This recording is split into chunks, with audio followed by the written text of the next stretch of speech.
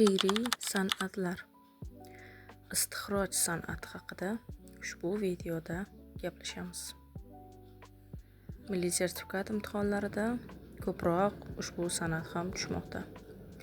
Istixroj o'zbek mumtoz adabiyotidagi lafziy, ya'ni shakliy badiiy san'atlardan biri bo'lib, matnda keltirilgan arab harflarining shakliy yig'indisidan yangi bir so'z yasash, ya'ni so'zni qazib chiqarish, keltirib chiqarish san'atidir.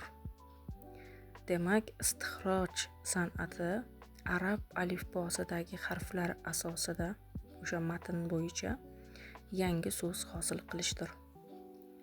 Ushbu san'at badiiy adabiyotda hurufiylik ta'limoti ta'sirida yuzaga kelgan bo'lib, ko'pincha kitobat san'ati bilan birga qo'llaniladi va uning ancha murakkab ko'rinishi hisoblanadi.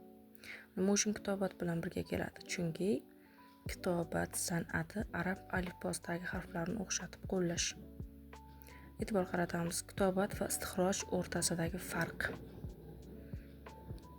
Mumtoz adabiyotda ushbu ikki san'at bir-biri bilan chambarchas bog'liq, lekin farq ham mavjud. Demak, kitobat san'ati inson a'zolari, qaddi, qoshi, ko'zi va hokazolarni shunchaki arab alifbosidagi harflarga o'xshatiladi.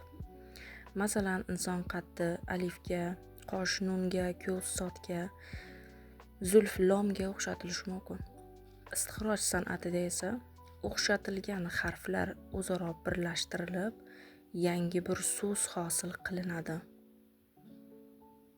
Demak, istixrojda so'z hosil bo'ladi arab alifbosidagi harflar asosida. Kitobatda esa o'sha harflar boshqa narsaga o'xshatilgan holatda keladi. Istixrojga bir qancha misollarni ko'rib chiqamiz. Zaftin qaddim alif bo'ldi, ul ikki lomi zulf, har yonimdin jilvakar, vahni ajab garlol men. Bu yerda shoir ozg'inlik va zaiflikdan egilgan qaddini alif harfiga, yorning ikki zulfini lom harfiga o'xshatgan. Bu kitobat.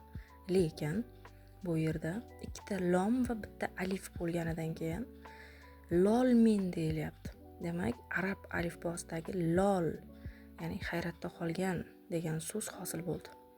Shoir harflardan so'z yasab istixrojni shakllantirdi. Demak, mana shu yerdagi o'xshatishlar kitobat, lol so'zi esa istixrojni yuzaga keltirdi. Yana bir misol. Qadding chu alif, qoshing erur yo, desam ne ajab agar seni oy. Yorning qaddi alifga, qoshi yoga o'xshatildi. Bu kitobat. Lekin oy so'zining hosil bo'lishi, ya'ni alif va yodan, alif oni ifodalasa, yo ye harfi, oy harfi hosil, oy so'zi hosil bo'ldi.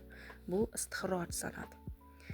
Demak, alif, yo arab alifbosida yonma-yon qo'shilib yozildi va oy so'zi hosil bo'ldi. Shoir harflardan yangi so'z qazib chiqarganligi uchun istixroj san'ati bu yerda mavjud. Mana shu yerda ham kitobat bilan birga qo'llanganda ko'rishimiz mumkin.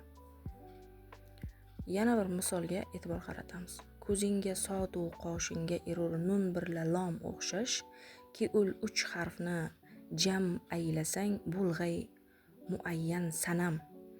Demak, bu yerda sod s harfini, nun n harfini hamda lom harfini birgalikda qo'shib sanam so'zi hosil bo'ldi. Demak, shoir yorning go'zalligini ta'riflashda 3 ta harfni keltirdi. Ko'zni sodga, qoshni nunga, uning zulfini lomga o'xshatdi. Aynan mana bu o'xshatish kitobatida. Demak, istixrojda esa uchalasini birlashtirdi va sanam so'zi hosil bo'ldi. Ya'ni ma'buda, go'zal, yor deb yor ulug'landi. Sanam so'zi istixrojni yuzaga keltirdi. Kitobat bilan birga qo'llangan shakllari ko'pincha ko'ryapmiz mana. Keyingi misolimiz. Jonim o'rtandi u tishlari sadosidan ey parizod, sinu nun birla alifdin menga bo'lg'ay madad. Sin, nun va alif bu yerda sin, s, nun, n, alif esa oni ifodalab sino, ya'ni nur so'zi hosil bo'ldi. Aynan hosil bo'lgan so'z bu yerda sino deb bir qo'shtirnoq ichida keltirilmadi. Mana bu yashirin istixroj, ya'ni sino so'zi aynan keltirilmadi. Yuqoridagi boshqa misollarda esa aynan keltirildi. mana bunday holatda ham topishimiz mumkin demak. Istixroj formulasiga e'tibor qaratamiz. Sin, nun, alif harflarini o'zaro birlashtirsak, sino, ya'ni nur, yorug'lik so'zi hosil bo'ldi. Ya'ni yorning tishlari, sadosi o'sha nurga o'xshatilyapti. Aynan mana shu sino so'zi orqali bu yerda istixroj hosil bo'lgan. Bu yerda aynan sino so'zi hosil bo'ldi deb sino degan so'zni aynan bermadi. Mana bu yashirin istixroj. Yuqorida ko'rganimiz oy so'zi hosil bo'ldi masalan. Bu esa ochiq istixroj edi. Mana shunday holatda ikki xil bo'lishi mumkin. Demak, ochiq istixrojni topsak, asosan yasalgan so'z bir qo'shtirnoq ichida beriladi aynan. Qolgan holatda biz yashirin mana shunday topib olamiz.